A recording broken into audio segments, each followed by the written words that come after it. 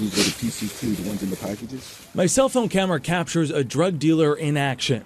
You use this after you finish your cycle. We'll get to what's in the bag in just a second, but let's rewind back to what sparked this street side meetup in the first place.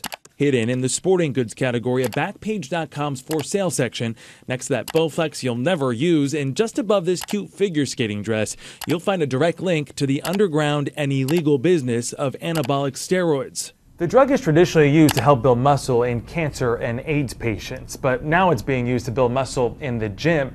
And more, it's showing up here online with nicknames like Gear and Juice. Alex Rodriguez, A-Rod, is facing an enormous penalty.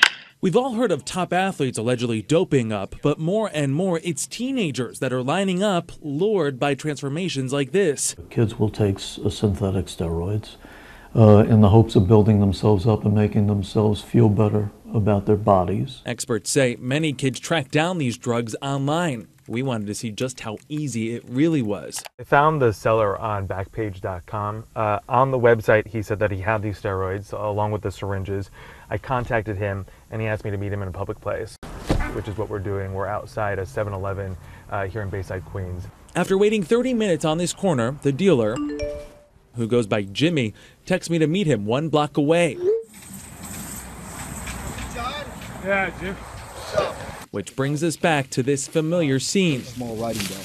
And that plastic bag. Tell me what I'm looking at here. Syringes, 10 syringes, 1 bottle of sock. How do I know that it's authentic? You see the numbers here? Sure enough, what appears to be an authentic bottle of the popular steroid GP Sustanin 270. Over time, they cause tremendous harm. Strokes, cancer of the liver, pancreatitis. Dr. Harris Straightner says the side effects are even more threatening to a teenager's body. And according to a study published in the Journal of Pediatrics, 1 in 20 students has used steroids for muscle growth.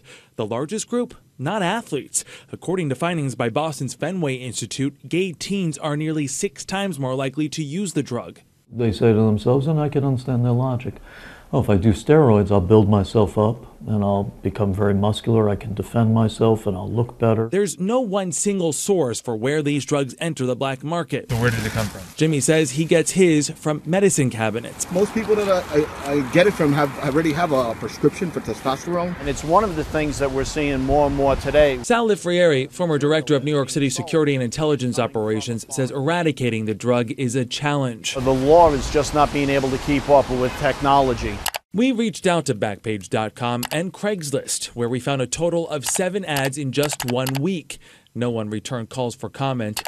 Ultimately, experts say parents and mentors play a critical role in warning teens of the risks and of keeping drugs like this out of their hands. Jonathan Vigliotti, News 4 New York.